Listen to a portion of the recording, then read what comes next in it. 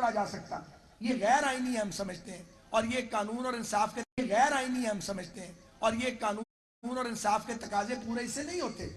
ہم انشاءاللہ تعالی آخر میں یہ کہوں گا کہ ہم سب مل کر متحد ہو کر ہم مشکل ترین حالات میں بھی ڈیلیور کرنے کی کوشش کر رہے ہیں. ہم نا امید نہیں ہیں, ہم مایوس نہیں ہیں, ہم نا امید نہیں ہیں, ہم مایوس نہیں ہیں. مشکلات ہماری آپ کی سوچ سے زیادہ ہیں. جو اس نظام کو چلا رہے ہیں, جو اس نظام کے اندر موجود ہیں, انہیں اندازہ کہ کتنے بڑے چیلنجز ہیں. لیکن اس کا یہ مطلب نہیں ہے کہ ہم چھوڑ کے بھاگ جائیں. اور ایک آخری بات, یہ کہتے ہیں جی الیکشن کرائیں. سنیں ذرا, یہ بڑی اہم بات ہے. وہ الیکشن جس کے نتائج متنازع ہو جائیں, اس الیکشن سے ملکوں کو نقصان ہوتا ہے. ریاستیں ٹوٹ جاتی ہیں, سول وار شروع ہو جاتی ہے. الیکشن ہونا چاہیے, لیکن الیکشن ایسا ہونا چاہیے جس پہ پھر سارے اگری کریں کہ اس کے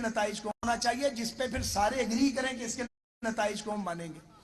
اس الیکشن کو کروانے کے لیے کیا فیصلہ بھاٹی چوک میں ہوگا, یا شاہراہ دستور پہ ہوگا, یا اسمبلی کے اندر ہوگا؟ اگر آپ الیکشن چاہتے ہیں, اگر آپ چاہتے ہیں کہ الیکشن وقت سے پہلے ہو, ہم کہتے ہیں جی نہیں وقت پہ ہو. یہ بات کہاں ہوگی؟ یہ نیشنل اسمبلی میں ہوگی, یہ سینٹ میں ہوگی, یہ صوبائی اسمبلیوں میں ہوگی. یہ دھمکیاں دے کے نہیں ہوگی, یہ گالیاں دے کے بھی نہیں ہوگی. تو الیکشن جب بھی ہوگا اس پہ کنسنسس ہونا چاہیے کہ جو نتیجہ ہوگا سارے اس کو تسلیم کریں گے. ورنہ اگر متنازع الیکشن کروانے ہیں, 2 اسمبلیوں کو الیکشن کروا دیں, باقیوں کے بعد میں کروائیں, تو وہ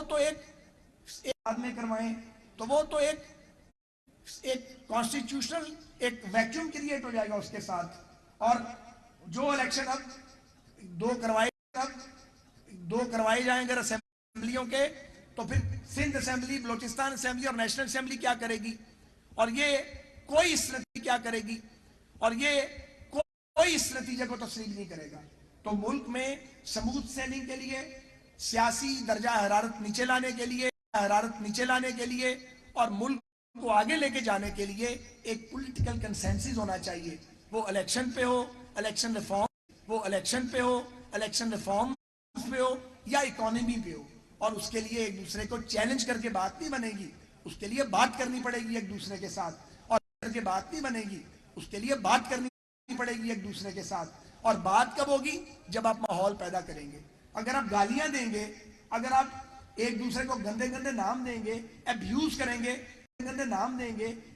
کریں گے, بات چیت کا ماحول پھر پیدا نہیں ہوتا. اور بات چیت کے بغیر ملک آگے نہیں بڑھ سکتا جب تک کنسنسس نہیں ہوگا.